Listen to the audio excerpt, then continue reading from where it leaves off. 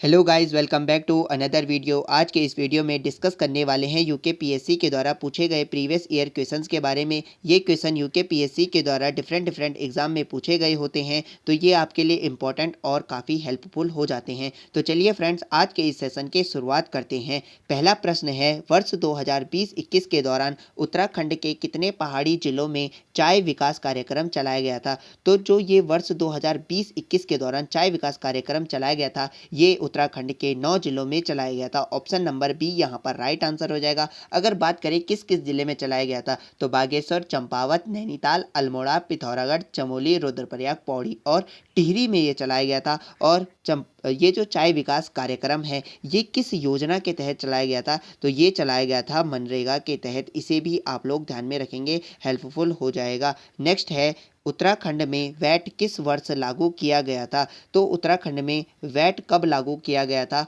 तो ये किया गया था ऑप्शन नंबर डी, 2005 में उत्तराखंड में वैट को लागू किया गया था। और आपको कमेंट बॉक्स में एक आंसर करना है कि उत्तराखंड वैट को लागू करने वाला कौन से नंबर का राज्य था। तो इसका आंसर आप कमेंट बॉक्स में करेंगे। नेक्स्ट है, निम्नलिखित में से कौन सा संगठन उत्तराखंड में स्थित नहीं है? तो बात करें, पहले इन्हें देखते हैं कि कौन सा संगठन उत्तराखंड में स्थित है। देखिए, CBRI जिसे हम कहते हैं केंद्रीय भवन अनुसंधान संस्थान, क्या ये उत्तराखंड में है? जी हाँ, तो ये रुड़की में स्थित है और अपने उत्तराखंड में ही स्थित है। CBRI जिसे केंद्रीय भवन अनुसंधान संस्थान के नाम से जाना जाता है, ये रुड़की में है। ONGC क्या उत्तराखंड में है? हाँ, बिल्कुल है, ये देहरादून में स्थित है। अगर इसकी फुल फॉर्म की बात करें तो ये हो जाएगा oil and natural gas corporation limited, ONGC जिसका नाम होता है। ये कहाँ स्थित है? तो देहरादून में है। HAL क्या देहरादून में है? माफ़ कीजिएगा, क्या उत्तराखंड में है? नहीं, ये उत्तराखंड में नहीं है। इसका पूरा नाम है हिंदुस्तान एरोनॉटिक्स लिमिटेड। ये बेंगलुरु में स्थित है। और इसकी स्थापना की बात करें तो इसकी स्थापना होती है 23 दिसंबर 1940 को इसकी स्थापना होती है। और बात करें BEL की, तो BEL जो है ये हरिद्वार में स्थित है। हरिद्वार का जो रानीपुर क्षेत्र है उसमें ये स्थित है। और इसकी फुल फॉर्म की बात करें तो भारत हैवी इलेक्ट्रिकल्स लिमिटेड इसका पूरा नाम हो जाता है। तो इसका जो सही आंसर है option number C right answer हो जाएगा। ये HAL जो कि हिंदुस्तान एरोनॉटिक्स लिमिटेड है, ये बेंगलुरु में स्थित है, ना कि उत्तराखंड में। तो ऑप्शन नंबर सी यहाँ पर राइट आंसर हो जाएगा। नेक्स्ट है, निम्नलिखित में से कौन सा कर वस्तु एवं सेवा कर द्वारा समाप्त कर दिया गया था? तो ऐसा कौन सा कर है जिस कर की जगह GST ने ली है? तो GST ने किस कर की जगह ली थी? GST ने ली थी वैट की जगह। तो वैट का ही पूरा नाम क्या है? मूल्य वर्धित कर। ऑप्शन नंबर सी यहाँ पर राइट आंसर हो जाएगा। अगर GST की बात करें कि ये किस प्रकार का कर है, तो बहुत बार देख चुके हैं, GST एक अप्रत्यक्ष कर है, इसको याद रखेंगे। और भारत में ये कब से लागू किया गया? तो 1 जुलाई 2017 से ये लागू कर दिया गया। जब भारत के वित्त मंत्री कौन थे? तो अरुण जेटली उस समय भारत के वित्त मंत्री थे, याद रखेंगे। और एक और चीज, जो GST परिषद है उसमें कितने सदस्य होते हैं? जो GST परिषद है उसके सदस्यों की संख्या कभी कभी पूछ ली जाती है, तो उसके सदस्यों की संख्या है 33। और इस GST परिषद का अध्यक्ष कौन होता है? तो इसका जो अध्यक्ष होता है, कई बार पूछ लिया जाता है, वो होता है वित्त मंत्री, याद रखेंगे, इंपॉर्टेंट है। और अन्य सदस्य इसमें कौन होते हैं? जो राज्यों के वित्त मंत्री होते हैं वो भी इसमें सदस्य होते हैं। कुल 33 सदस्य इसमें शामिल होते हैं। नेक्स्ट है, बहुपक्षीय निवेश गारंटी एजेंसी MIGA किस से संबंधित है? तो ये जो MIGA है, जिसे इंग्लिश में मल्टीलेटरल इन्वेस्टमेंट गारंटी एजेंसी के नाम से जाना जाता है, ये किससे संबंधित है? तो ये संबंधित है ऑप्शन नंबर ए, विश्व बैंक का समूह ये है। और अगर बात करें कि विश्व बैंक के जो 5 संस्थान हैं उसमें से एक है बहुपक्षीय निवेश गारंटी एजेंसी, यानी कि MIA उसमें से ही एक है। अगर बात करें विश्व बैंक की, तो इसकी स्थापना 1944 में होती है। इसका हेडक्वार्टर कहाँ है? तो इसका हेडक्वार्टर है वॉशिंगटन DC में। और इसके सदस्य देशों की बात करें तो इसके जो सदस्य देश हैं वो है 189, इसको ध्यान में रखेंगे। नेक्स्ट है, निम्नलिखित में से किस वर्ष में MSME का नवीनतम वर्गीकरण किया गया था? अगर बात करें MSME की, तो इसका जो पूरा नाम है वो है माइक्रो स्मॉल मीडियम एंटरप्राइजेस, यानी कि सूक्ष्म लघु और मध्यम उद्यम। इसमें जो है इसका नवीनतम वर्गीकरण कब किया गया था? तो ये किया गया था ऑप्शन नंबर डी, 2020 में इसका नवीनतम वर्गीकरण किया गया था। नेक्स्ट है यूएनडीपी की मानव विकास रिपोर्ट 2020 में भारत का मानव विकास सूचकांक एसडीआई रैंक क्या है? तो आप सभी लोगों को पता होगा जो यूएनडीपी है, जिसका पूरा नाम यूनाइटेड नेशन डेवलपमेंट प्रोग्राम है, ये एक रिपोर्ट जारी करता है जिसे जाना जाता है मानव विकास सूचकांक यानी कि एसडीआई ह्यूमन डेवलपमेंट इंडेक्स के नाम से इसे जाना जाता है। तो बात करें अगर 2020 में भारत का स्थान कौन सा था, तो भारत का जो स्थान था वो था 131वां। ऑप्शन नंबर डी यहाँ पर राइट आंसर हो जाएगा। अगर लेटेस्ट जो एसडीआई रिपोर्ट है इसकी बात करें जो कि 2021 की है, लेकिन पब्लिश कब हुई है यानी कि आई कब है, 2022 में आई है, इसको ध्यान में रखना है। 2021 की लेकिन आई 2022 में है। इसके अनुसार अगर भारत के रैंक की बात करें तो ये हो जाएगी 132, इसको ध्यान में रखना।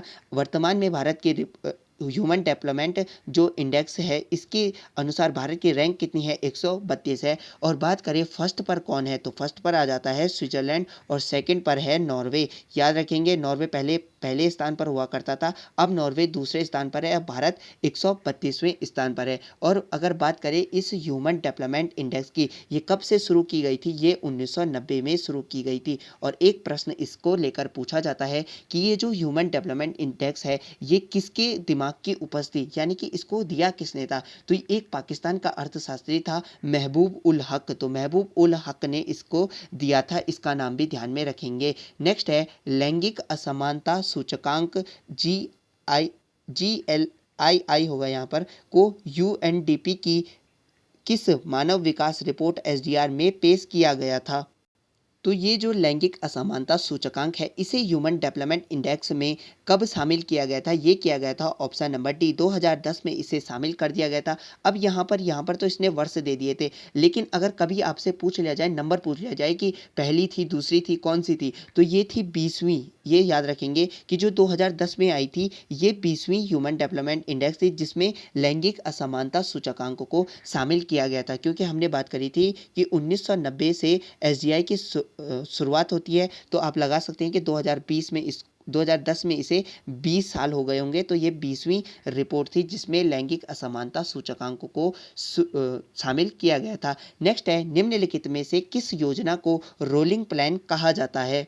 तो ये भी यूके पीएससी के द्वारा पूछा गया प्रश्न है और काफ़ी अच्छे लेवल का प्रश्न है कि किस योजना को रोलिंग प्लान कहा जाता है। तो ये कहा जाता है ऑप्शन नंबर सी को, छठी पंचवर्षीय योजना को रोलिंग प्लान के नाम से जाना जाता है। देखिए रोलिंग प्लान होता क्या है, रोलिंग प्लान एक ऐसी योजना होती है जिसमें हर योजना वर्ष के बाद के प्रदर्शन को क्या किया जाता है, उसका आंकलन किया जाता है और इस आंकलन के बाद जो अगला वर्ष होता है इसकी योजना को तैयार किया जाता है। तो ये होता है रोलिंग प्लान। अगर बात करें इसको दिया किसने था, तो ये दिया था गुरनार मर्डल ने। इनका नाम ध्यान में रखना है, गुरनार मर्डल ने इस योजना को दिया था। और बात करें कि ये रोलिंग योजना की, तो ये रोलिंग प्लान जो था ये मुख्य रूप से ये जो छठी पंचवर्षीय योजना थी इसी की जगह पर आया था। इस रोलिंग प्लान की शुरुआत की बात करें तो 1978 में ये शुरू होता है और 79 में इसे समाप्त कर दिया जाता है। क्यों, देखिए इसकी थोड़ी सी टाइमलाइन को समझते हैं कि देखिए क्या हुआ था कि जब पांचवी जो पंचवर्षीय योजना थी जिसका वर्ष था 1977 से 78, ये इसको समाप्त कर देती है जनता पार्टी और इसकी जगह पर ला जाती है रोलिंग प्लान।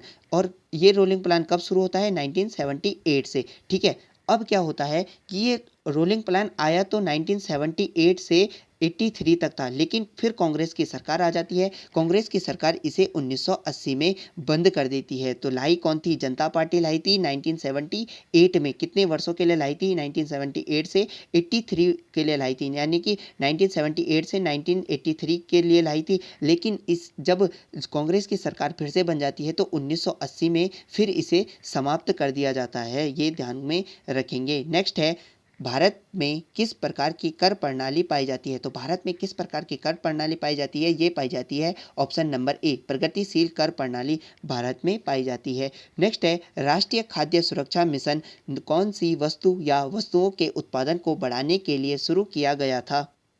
तो ये राष्ट्रीय खाद्य सुरक्षा मिशन जो NFSM के नाम से जिसे जाना जाता है, यानी कि नेशनल फूड सिक्योरिटी मिशन के नाम से जिसे जाना जाता है, ये कब आया था? तो ये आया था 2007 में। और इसके तहत किन वस्तुओं के उत्पादन को बढ़ाने के लिए शुरू किया गया था? ये किया गया था गेहूँ, चावल, दाल, मोटे अनाज, इन सभी को ये इनके उत्पादन को बढ़ाने के लिए ये जो एनएफएसएम था, इसकी शुरुआत 2007 में की जाती है। तो उपरोक्त सभी इसका राइट आंसर हो जाएगा ऑप्शन नंबर डी। इस बात को ध्यान में रखेंगे। नेक्स्ट है 1991 में आर्थिक सुधारों के बाद भारतीय अर्थव्यवस्था में निम्नलिखित में से कौन से परिवर्तन हुए हैं? तो बात करें 1991 में जो आर्थिक सुधार हुए थे, उसके बाद बात करें तो एफडीआई अंतर्वाह बढ़ गया और विदेशी मुद्रा भंडार में वृद्धि हो गई। तो ये ऑप्शन नंबर डी यहाँ पर राइट आंसर हो जाएगा कि एफडीआई यानी कि जो प्रत्यक्ष विदेशी निवेश है वो अंतर्वाह बढ़ गया, यानी कि वो बढ़ गया और विदेशी मुद्रा भंडार में भी वृद्धि हो गई। तो 1991 में जो आर्थिक सुधार हुए थे उसमें ये दोनों मुख्य रूप से परिवर्तन भारतीय अर्थव्यवस्था में हमें देखने को मिले। नेक्स्ट है आईएमएफ के बारे में कौन सा सही है? तो आईएमएफ के बारे में यहाँ पर कौन सा कथन सही है? देखिए पहले आईएमएफ की बात करते हैं। आईएमएफ होता क्या है? तो आईएमएफ का जो पूरा नाम है वो है अंतर्राष्ट्रीय मुद्रा कोष। इसके हेडक्वार्टर की बात करें तो इसका हेडक्वार्टर है वॉशिंगटन डीसी में। और इसकी स्थापना वर्ष की बात करें, देखिए इसके स्थापना वर्ष को लेकर आपको 2 वर्ष याद रखने हैं। देखिए जुलाई 1944 में तो इसकी स्थापना का प्रस्ताव आता है, लेकिन पूर्ण रूप से इसकी स्थापना होती है 1945 में। इसको आपको ध्यान में रखना है। जब एमओयू पर हस्ताक्षर हो जाते हैं वो होते हैं 1945 में इसकी स्थापना को लेकर। और इसमें सदस्य देशों की बात करें तो इसमें जो सदस्य देश हैं वो हैं 190। इस बात को भी ध्यान में रखेंगे, 190। अब आते हैं प्रश्न पर। कह रहा है जो आईएमएफ है इसके विषय में कौन सा कथन यहाँ पर सही है? तो यह किसी भी देश को ऋण देता है, बिल्कुल गलत। यह केवल विकासशील देशों को ऋण देता है, बिल्कुल गलत। यह केवल सदस्य देशों को ही ऋण प्रदान करता है, ये यहाँ पर सही आंसर हो जाएगा। और इसके सदस्य देश कितने हैं? 190। इस बात को ध्यान में रखेंगे। और यह केवल सदस्य देशों को ही ऋण प्रदान करता है, इस बात को भी ध्यान में रखेंगे। नेक्स्ट है निम्नलिखित में से कौन 11वीं पंचवर्षीय योजना समावेशी विकास रणनीति का हिस्सा नहीं था? बात करते हैं 11वीं पंचवर्षीय योजना को लेकर। तो इसका जो वर्ष था वो 2007 से 2012 तक था और माना जाता है कि सी रंगराजन ने इसको तैयार किया था। इनका नाम भी ध्यान में रखना, सी रंगराजन ने इसे तैयार किया था। और किसका काल चल रहा है? मनमोहन सिंह का यहाँ पर कार्यकाल चल रहा है। तो बात करेंगे 11वीं पंचवर्षीय योजना की। जो इसका जो मुख्य विषय रखा गया था वो रखा गया है था तेजी से और अधिक समावेशी विकास था। ठीक है, इसका जो मतलब मुख्य जो विषय था वो था तेजी से और आर्थिक समावेशी विकास करना। इसका जो मुख्य लक्ष्य यहाँ पर रखा गया था। और बात करें इसकी जो समावेशी विकास रणनीति थी इसमें कौन से शामिल थे? तो गरीबी में कमी इसका लक्ष्य रखा गया था, रोजगार के अवसर का विस्तार रखा गया था, लैंगिक असमानता में कमी भी यहाँ पर लक्ष्य को रखा गया था। लेकिन पूंजी बाजार का सुदृढ़ीकरण यहाँ पर लक्ष्य नहीं रखा गया था। ऑप्शन नंबर डी ही हमारा राइट आंसर हो जाएगा। नेक्स्ट है निम्नलिखित में से कौन सा कथन राष्ट्रीय विकास परिषद के बारे में सही नहीं है? तो पहले इन्हें देखते हैं। तो क्या इसमें देखिए जो राष्ट्रीय विकास परिषद है इसमें सभी राज्यों के मुख्यमंत्री शामिल होते हैं, बिल्कुल सही। यह गैर संवैधानिक निकाय है, बिल्कुल सही। संविधान में इसका उल्लेख नहीं मिलता है।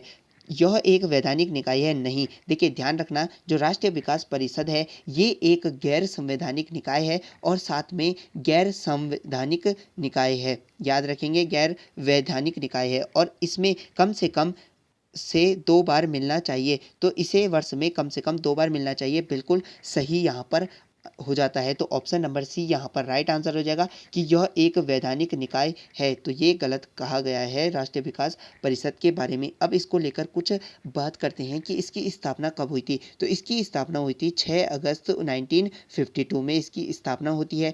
इसकी अध्यक्षता को लेकर सवाल बनते हैं कि इसकी अध्यक्षता जो एनडीसी है इसकी अध्यक्षता कौन करता है? तो इसकी अध्यक्षता करते हैं प्रधानमंत्री, यानी कि पीएम इसके अध्यक्ष होते हैं।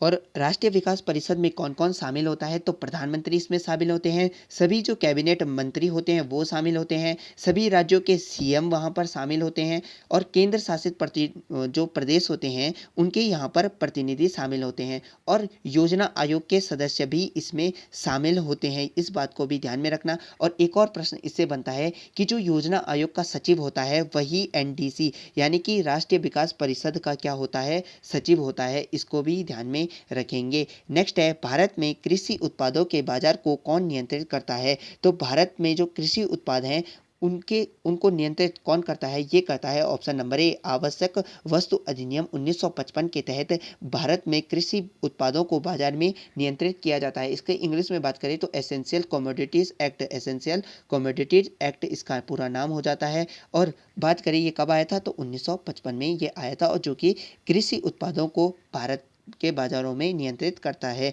नेक्स्ट है टोबिन टैक्स किस पर लगाया जाता है? तो जो टोबिन टैक्स है ये किस पर लगाया जाता है? ये लगाया जाता है विदेशी मुद्रा के लेन देन पर। ऑप्शन नंबर सी यहाँ पर राइट आंसर हो जाएगा। नेक्स्ट है उत्तराखंड से कितने लोकसभा सदस्य चुने जाते हैं? तो बहुत ही सिंपल प्रश्न है। उत्तराखंड से लोकसभा के कितने सदस्य चुने जाते हैं? सीधा सीधा पूछ रहा है कि उत्तराखंड में जो लोकसभा की सीटें हैं वो कितनी है? तो वो है 5। ऑप्शन नंबर बी यहाँ पर राइट आंसर हो जाएगा। नेक्स्ट है औपनिवेशिक कुमाऊं और गढ़वाल के निम्नलिखित में से किस आयुक्त ने यानी कि कमिश्नर ने राजस्व पुलिस प्रणाली की शुरुआत की थी? तो इसका आंसर आप एक प्रकार से कमेंट बॉक्स में करेंगे। आपका ये होमवर्क हो जाता है। इसको आप कमेंट बॉक्स में आंसर करेंगे कि किस कुमाऊं कमिश्नर ने राजस्व पुलिस प्रणाली की शुरुआत की थी। ये तो बहुत ही फ्रेंडली प्रश्न है। नेक्स्ट पे चलते हैं। कहता है निम्नलिखित में से कौन उत्तराखंड के मुख्यमंत्री थे जिन्होंने विधानसभा में घोषणा की कि गैरसैंण उत्तराखंड की ग्रीष्मकालीन राजधानी होगी? तो वो कौन सा मुख्यमंत्री था जिसने उत्तराखंड की ग्रीष्मकालीन राजधानी को गैरसैंण के रूप में घोषित किया था? तो वो थे ऑप्शन नंबर ए यहाँ पर राइट आंसर हो जाएगा त्रिवेंद्र सिंह रावत। इसको लेकर आपको तो जो डेट है वो याद रखनी है। एक तो 4 मार्च 2020 की, जब गैरसैंण को बजट सत्र में क्या किया जाता है, घोषणा की जाती है कि गैरसैंण की जो उत्तराखंड की ग्रीष्मकालीन राजधानी होगी वो गैरसैंण होगी। और दूसरी डेट आपको याद रखनी है 8 जून 2020 को, जब इसकी आधिकारिक जो अधिसूचना है जारी कर दी जाती है कि उत्तराखंड की ग्रीष्मकालीन राजधानी गैरसैंण को बना दिया गया है। नेक्स्ट है निम्नलिखित में से किस तारीख को उत्तराखंड राज्य अस्तित्व में आया? तो सीधा सीधा आपको उत्तराखंड का स्थापना पूछ रहा है कि उत्तराखंड की स्थापना कब हुई थी। उत्तराखंड की स्थापना हुई थी 9 नवंबर सन 2000 में। ऑप्शन नंबर ए यहाँ पर राइट आंसर हो जाएगा। नेक्स्ट पे चलते हैं। कहता है उत्तरांचल नाम परिवर्तन अधिनियम निम्नलिखित में से किस वर्ष अस्तित्व में आया था? तो ये अस्तित्व में आया था 2006 में। ऑप्शन नंबर सी यहाँ पर राइट आंसर हो जाएगा। इसके तहत क्या किया जाता है, उत्तरांचल का नाम उत्तराखंड कर दिया जाता है। बात करें इसकी थोड़ी सी टाइमलाइन की, तो देखिए आपको थोड़े से वर्ष याद रखने हैं। अक्टूबर 2006 में क्या किया जाता है, इसको उत्तराखंड की विधानसभा से पारित कर दिया जाता है इस अधिनियम को। अब क्या होता है कि जब केंद्रीय संसद का जो शीतकालीन सत्र होता है उसमें इस अधिनियम को भी पारित कर दिया जाता है। और फिर दिसंबर 2006 में क्या किया जाता है, इस पर जो तत्कालीन जो राष्ट्रपति थे एपीजे अब्दुल कलाम, वो सिग्नेचर कर देते हैं। और तब उत्तराखंड का जो उत्तरांचल का नाम था उत्तराखंड अस्तित्व में आ जाता है। और बात करें कि कब पूर्ण रूप से इसको बनाया जाता है, तो 1 जनवरी 2007 से उत्तरांचल का नाम उत्तराखंड हो जाता है। तो इन प्रश्नों को आप याद रखेंगे। तो फ्रेंड्स यहाँ पर हमने यूके पीएससी के द्वारा पूछे गए प्रीवियस ईयर क्वेश्चंस को देखा। अगर आपको ये वीडियो पसंद आया तो इसे लाइक कीजिए, ना आए तो डिसलाइक कीजिए, शेयर ज़रूर कीजिए और चैनल को सब्सक्राइब ज़रूर कीजिए। मैं मिलता हूँ आपको नेक्स्ट वीडियो में। और एक और चीज़, टेलीग्राम को ज़रूर ज्वाइन कर लीजिए अगर आपको इसकी पीडीएफ चाहिए। मैं मिलता हूँ आपको नेक्स्ट वीडियो में, तब तक के लिए टेक केयर एंड बाय।